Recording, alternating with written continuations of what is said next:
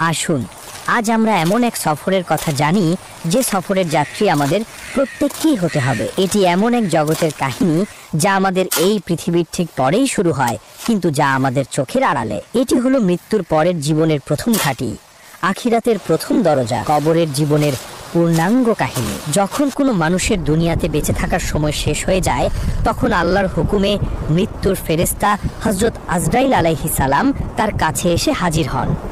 যদি মৃত ব্যক্তি একজন নেককার বা ভালো মানুষ হন, তবে ফেরেশতারা তার কাছে আসেন নূরের মতো উজ্জ্বল আর সুন্দর চেহারা নিয়ে। তাদের সাথে থাকে জান্নাতের সুগন্ধিযুক্ত কাফনের কাপড়।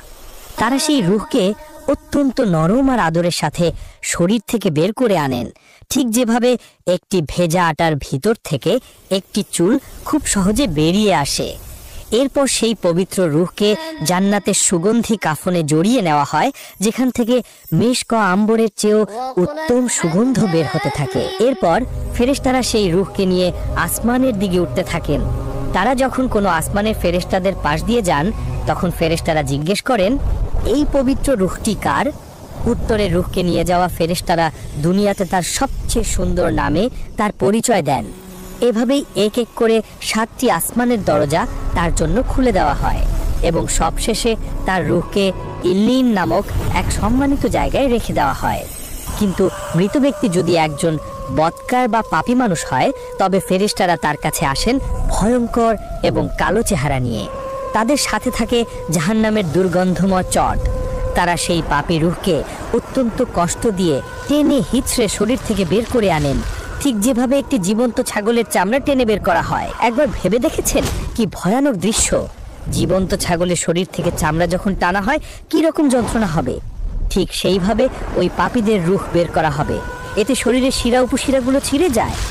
এরপর সেই নাপাক রূহকে জাহান্নামের দুর্গন্ধময় চটে জড়ানো হয়, যেখান থেকে মরা পশুর চেয়েও জঘন্য দুর্গন্ধ বের হতে থাকে। ফেরেশতারা যখন সেই রূহকে নিয়ে আসমানের দিকে উঠতে থাকেন, তখন আসমানের দরজা তার জন্য বন্ধ করে দেওয়া হয়, তাকে ভেতরে ঢুকতে দেওয়া হয় না। এরপর তার রূহকে সিজ্জিন নামক এক অপমানজনক জায়গায় ছুঁড়ে ফেলা হয়। এরপর মৃত ব্যক্তির দেহকে যখন কবরে নামিয়ে রাখা হয় এবং তার আত্মীয় স্বজনরা তাকে মাটি দিয়ে চলে আসে, তখন এক ভয়ঙ্কর অধ্যায় শুরু হয়।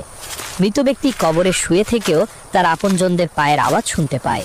যখন কবরের কাছ থেকে শেষ ব্যক্তিটিও 40 কদম দূরে চলে যায়, তখন কবরের মাটি তাকে এমন জোরে দুই পাশ থেকে চাপ দেয় যে তার বুকের এক পাশের হাড় অন্য পাশের হাড়ের ভেতর ঢুকে যায়।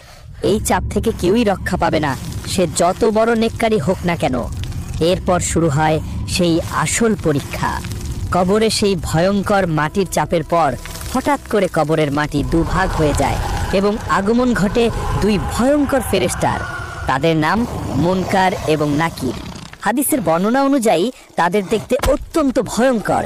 তাদের গায়ের রং হবে নীল কালো, চোখগুলো হবে আগুনের গোলার মতো, আর তাদের কণ্ঠস্বর হবে বজ্রপাতের মতো ভয়ঙ্কর। তাদের হাতে থাকবে বিশাল এক লোহার হাতুড়ি। সেটি এত ভারী হবে যে দুনিয়ার সকল মানুষ মিলেও তা মাটি থেকে তুলতে পারবে না। তারা কবরের সেই লোকটাকে বসিয়ে দেবেন এবং এক ভয়ঙ্কর ধমকের সুরে জিজ্ঞেস করা শুরু করবেন। যদি মৃত ব্যক্তি একজন নেককার বা ইমানদার বান্দা হন, তবে তিনি এই ভয়ঙ্কর দৃশ্য দেখেও ভয় পাবেন না, কারণ আল্লাহ তার অন্তরকে শান্ত এবং দৃঢ় করে দেবেন। ফেরেশতারা তাদের বজ্রকণ্ঠে প্রথম প্রশ্ন করবেন, মান রব্বুকা, তোমার রবকে? ইমানদার বান্দা কোনো ভয় না পেয়ে অত্যন্ত শান্ত এবং দৃঢ় কণ্ঠে উত্তর দেবেন, রব্বি আল্লাহ, আমার রব আল্লাহ। এরপর তারা দ্বিতীয় প্রশ্ন করবেন, ওয়ামা দিনুকা, তোমার ধর্ম কি? তিনি উত্তর দেবেন, দীন আল ইসলাম, আমার দিন হলো ইসলাম। সব শেষে তারা আমাদের প্রিয় নবী হযরত মুহাম্মদ সাল্লাল্লাহু আলাইহি ওয়াসাল্লামের দিকে ইশারা করে তৃতীয় প্রশ্নটি করবেন, ওয়ামা কুনতা তাকুলু ফি হাযার রাজুলু, এই ব্যক্তি সম্পর্কে তুমি কি বলতে? ইমানদার বান্দা উত্তরে বলবেন, হুয়া রাসূলুল্লাহ, তিনি আল্লাহর রাসূল।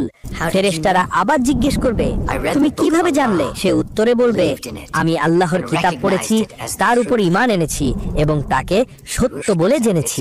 এই তিনটি প্রশ্নের সঠিক উত্তর দেওয়ার পর আসমান থেকে এক গায়েবী আওয়াজ আসবে, আমার বান্দা সত্য বলেছে, তার জন্য জান্নাতের একটি বিছানা বিছিয়ে দাও, তাকে জান্নাতের পোশাক পরিয়ে দাও এবং তার জন্য জান্নাতের একটি দরজা খুলে দাও। সাথে সাথেই তার কবরকে 70 হাত প্রশস্ত করে দেওয়া হবে এবং তার কবরটা জান্নাতের আলো আর সবুজে ভরে যাবে। জান্নাত থেকে তার কবরের মধ্যে সুগন্ধি বাতাস আসতে থাকবে। এরপর তার কাছে একজন অপরূপ সুন্দর চেহারার ব্যক্তি আসবেন, যার শরীর থেকে সুগন্ধ বেরোতে থাকবে। মৃত ব্যক্তি তাকে জিজ্ঞাসা করবেন, তুমি কে? তোমার চেহারা এত সুন্দর কেন? সেই সুন্দর ব্যক্তি উত্তর দেবেন, আমি তোমার নেক আমল, আর আল্লাহ আমাকে পাঠিয়েছেন। আজ থেকে আমি তোমার সঙ্গী, তোমার কোনো ভয় নেই। এরপর সেই ইমানদার বান্দা আল্লাহর কাছে দোয়া করবেন, হে আল্লাহ, দয়া করে তাড়াতাড়ি কিয়ামত কায়েম করুন, যাতে আমি আমার পরিবার এবং জান্নাতের অফুরন্ত নিয়ামত উপভোগ করতে পারি। তাকে বলা হবে, তুমি শান্তিতে ঘুমাও, কিয়ামতের আগে পর্যন্ত তোমাকে কেউ বিরক্ত করবে না, তোমার ঘুম ভাঙবে কিয়ামতের দিন। আর এভাবেই কিয়ামত পর্যন্ত তার কবরটি হয়ে যাবে জান্নাতের বাগানগুলোর মধ্যে একটি বাগান। কিন্তু যদি মৃত ব্যক্তি একজন বদকার বা পাপী মানুষ হয়, তবে মুনকার নাকিরের ভয়ঙ্কর চেহারা দেখেই তার আত্মা শুকিয়ে যাবে, ভয়ে সে থরথর করে কাঁপতে থাকবে। ফেরেশতারা যখন তাকে বসিয়ে প্রথম প্রশ্ন করবেন, মান রাব্বুকা, তোমার রবকে, ভয়ে আর আতঙ্কে তার মুখ দিয়ে কোনো কথা বের হবে না। সে তোতলানো গলায় বলবে, হা হা লা আদরি, হায় হায়, আমি তো কিছুই জানি না। তারা আবার দ্বিতীয় প্রশ্ন করবেন, ওয়া মা দিনুকা, তোমার দিন কি? সে আবারও একই উত্তর দেবে, হা হা লা আদরি। সবশেষে তারা নবীজিকে দেখিয়ে তৃতীয় প্রশ্নটি করবেন, এই ব্যক্তি সম্পর্কে তুমি কি বলতে? সে উত্তর দেবে, আমি তো কিছুই জানি না, মানুষ যা বলতো আমিও তাই বলতাম। তার এই উত্তরগুলো শোনার পর আসমান থেকে এক গায়েবী আওয়াজ আসবে, সে মিথ্যা বলেছে, তার জন্য জাহান্নামের একটি বিছানা বিছিয়ে দাও, তাকে জাহান্নামের পোশাক পরিয়ে দাও এবং তার জন্য জাহান্নামের একটি দরজা খুলে দাও। সাথে সাথেই জাহান্নামের ভয়ঙ্কর গরম এবং দুর্গন্ধময় বাতাস তার কবরে আসতে শুরু করবে। এরপর শুরু হবে কবরের আসল আযাব। তার কবরকে এমন জোরে দুপাশ থেকে চাপ দেওয়া হবে যে তার বুকের এক পাশের হাড় অন্য পাশের হাড়ের ভেতর ঢুকে যাবে। এরপর তার কাছে একজন কুৎসিত এবং ভয়ঙ্কর চেহারার ব্যক্তি আসবে, যার শরীর থেকে পচা লাশের মতো দুর্গন্ধ বের হতে থাকবে। মৃত ব্যক্তি তাকে জিজ্ঞাসা করবে, তুই কে? তোর চেহারা এত ভয়ঙ্কর কেন? সেই কুৎসিত ব্যক্তি উত্তর দেবে, আমি তোর বদ আমল, তোর খারাপ কাজ। এই কথা বলার পরেই সেই পাপী বান্দার উপর আযাব দেওয়ার জন্য আল্লাহর পক্ষ থেকে একজন বিশেষ ফেরেশতা নিয়োগ করা হবে। হাদিসে এসছে, এই ফেরেশতা হবেন অন্ধ, বধির এবং বোবা। তিনি অন্ধ হবেন যাতে পাপীর কষ্ট দেখে তার মায়া না হয়, তিনি বধির হবেন যাতে পাপীর চিৎকার তিনি শুনতে না পান, আর তিনি বোবা হবেন যাতে পাপীর সাথে কোনো কথা বলে তার শাস্তি কমাতে না পারেন। তার হাতে থাকবে লোহার এক বিশাল হাতুড়ি, সেটি এত ভারী হবে যে সেই হাতুড়ি দিয়ে যদি কোনো পাহাড়ের ওপর আঘাত করা হতো তবে সেই পাহাড়ও ধুলোয় মিশে যেত। সেই ফেরেশতা কোনো কথা না বলে সেই পাপী বান্দাকে ওই হাতুড়ি দিয়ে এমন জোরে আঘাত করতে থাকবেন যে তার চিৎকারে মানুষ ও জিন ছাড়া পৃথিবীর সকল সৃষ্টি, পশু পাখি গাছপালা সবাই তা শুনতে পাবে এবং ভয়ে কেঁপে উঠবে। প্রতিবার আঘাতের পর সে মাটির সাথে মিশে যাবে আর তাকে আবার আগের অবস্থায় ফিরিয়ে আনা হবে শুধুমাত্র শাস্তি দেওয়ার জন্য। শুধু তাই নয়, তার কবরের ভেতর 99টি বিশাল বিশাল সাপ ছেড়ে দেওয়া হবে। সেই সাপগুলো এতটাই বিষাক্ত হবে যে তাদের একটি সাপও যদি পৃথিবীতে একবার নিঃশ্বাস ফেলতো তবে পৃথিবীর কোনো সবুজ ঘাসও আর জন্ম হতো না। সেই সাপগুলো কিয়ামত পর্যন্ত তাকে অবিরাম ধ্বংসন করতে থাকবে এবং তার শরীরকে ছিঁড়ে খুঁড়ে খেতে থাকবে। আর এভাবেই কিয়ামত পর্যন্ত তার কবরটি হয়ে যাবে জাহান্নামের অসংখ্য গর্তগুলোর মধ্যে একটি ভয়ঙ্কর গর্ত।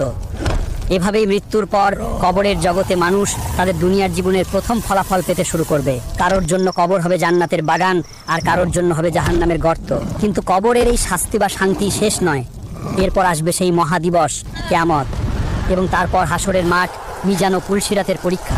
যদি কবরের এই জীবনের কাহিনী আপনার হৃদয়কে স্পর্শ করে থাকে এবং আপনাকে আখিরাতের জন্য প্রস্তুত হতে সাহায্য করে, তাহলে ভিডিওটিতে একটি লাইক দিন এবং আপনার প্রিয়জনদের সাথে শেয়ার করে তাদের সতর্ক করুন। আমাদের চ্যানেলটি সাবস্ক্রাইব করে ইসলামের এমন আরও গুরুত্বপূর্ণ বিষয় সম্পর্কে জানতে আমাদের সাথেই থাকুন।